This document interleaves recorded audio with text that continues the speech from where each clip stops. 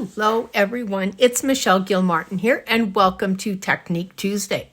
Today's Technique Tuesday is we're going to talk about this cool new buttonhole fit that we got with the Luminaire and Solaris series. It's two parts, both parts are metal, and the fabric actually this sits on top of this, and the fabric actually goes in the between them. So what that does is gives you better control over your fabric. So we first are going to begin by removing the foot that you actually have on your machine. And then we're going to line up your shank here with the clip-on for the foot, and it's installed. Now, one thing that you'll notice is with this one is that we no longer have the gray thing that you needed to pull down in front of the buttonhole, foot, so that it would guide the buttonhole foot. The other thing is the sizing to put the button in is now in the front instead of the back. And look how big it got.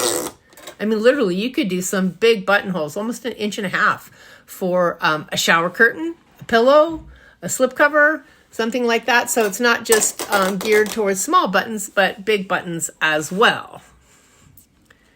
I have begun by prepping my fabric. So I actually have two different pieces of fabric here for you today. I have this piece of organza because who doesn't want to make buttonholes on organza, right? And then I have a regular piece of quilt cotton that I actually have put some stabilizer in, because I'm just duplicating what you normally would do. You would normally stabilize your fabric before you would put a buttonhole there. So, and I've drawn a line at about 1/2 inch in from the edge of the fabric. And that would be dependent on your buttonhole. So if I had this button, when you figure this part of the button is what's going to be sitting against that line when you attach it and the buttonhole is going this way, it's going to change. So if I had this button, then 1/2 inch in would not be enough because the button would be hanging off the side. So it's going to go by the size of your button. But look at this. Look at the size of this button. And this button fits in the buttonhole in the front. Look how big that is. That's huge. So home deck is going to be, it's going to be fun. Or, what if you just want to put buttons in the back of your pillow cover, instead of the envelope style. So let's start out by, let's put a button in there and size it in. I won't tell you that this is the quietest buttonhole I've ever heard, but it is actually the funnest buttonhole and the most precise one. You'll notice that you have an indicator on the foot which indicates A+. Don't take that off. The machine reads that. Why it's there, can't tell you, but don't take it off. You also have 3 red marks. So when I slip my fabric in, which by the way, you have to do from the back because you have a piece of metal there, these 2 lines are going to line up with this line right here.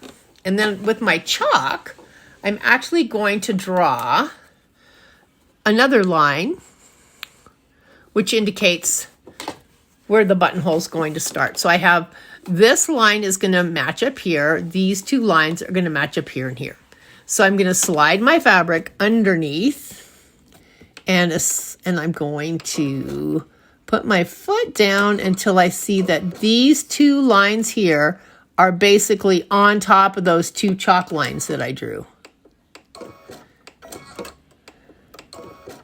And the red here matches my chalk line that I drew in the back. I have my buttonhole here, my button here, and I'm just going to select a buttonhole from the utility stitch section, section 4, which is lots of different buttonholes. Let's see, what do I want to do?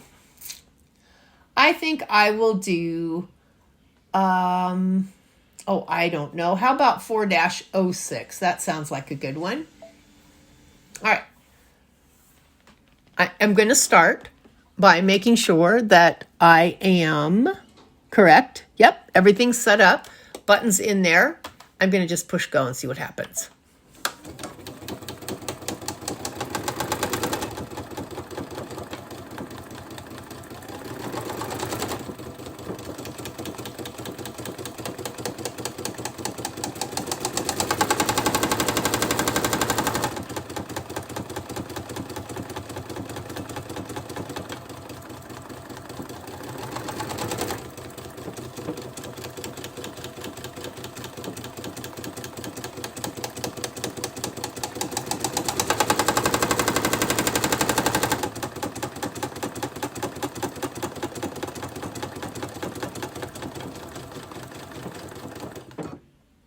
All right.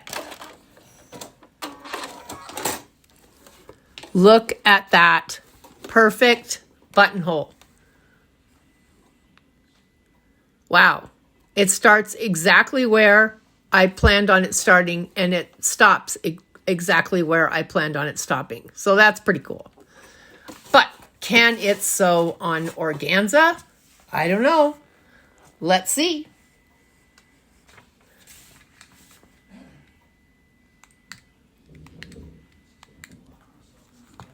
All right, you ready? So I'm going to choose a different buttonhole this time. And I actually used my pattern explanation guide. So I picked buttonhole 4-07, and then I touched the question mark inside the video clip on the very top row and selected pattern explanation. So for 4-07, a narrow squared buttonhole, it's used for light to medium weight fabrics. And I'm guessing that's kind of where organza falls. So that's the one we're doing. I did prep the organza. Now, obviously there's no stabilizer in here, and this is that slippery, slidey stuff. But I did prep it by pressing it with a little bit of Material Magic, which kind of makes everything a little bit stiffer. So it almost acts like stabilizer in this case. So I didn't draw any lines because my goal here is to just see if I could actually get a successful buttonhole. So I'm going to go ahead and put my foot out. Now this example is where you'll really see where the design of this buttonhole foot is different, because there isn't going to be any fabric that gets shoved down into the feed dogs while it's making this buttonhole, because the plate here, let me lift the foot up, this plate here is going to actually hold it and guide it. So you have the work of both the top and the bottom together. So let's see how we do. Same button. Let's give it a go.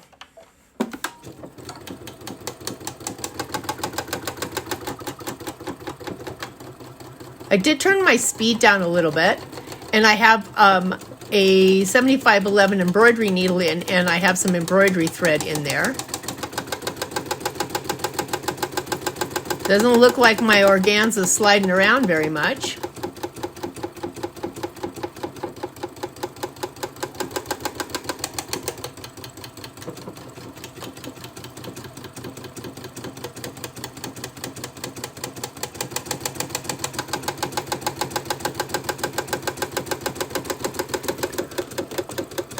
Looking pretty good there.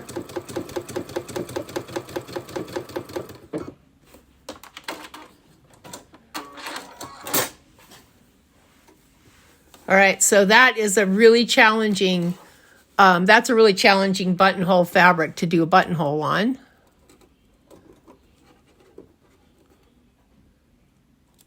Let me see if I can bring that up a little bit closer to the camera. So actually did a great buttonhole on fabric that you would probably never even imagine you could do a buttonhole on. So bring on the bridal shower table coverings with sparkle organza, because you can put a buttonhole in it if you need it. So thank you for joining me for Technique Tuesday. I know some of you are asking if this buttonhole foot is available for other models besides the Solaris and the Luminaire. It is not, but there is a similar one, and I will show you that in a later video. There's a similar one that's available for pretty much all the models, all of sewing machines there's two versions of it, version 1 and a version 2. And so it goes down the line, I think all the way down to the midline machines. So that will be in a different video, but thanks for joining me. Bye now.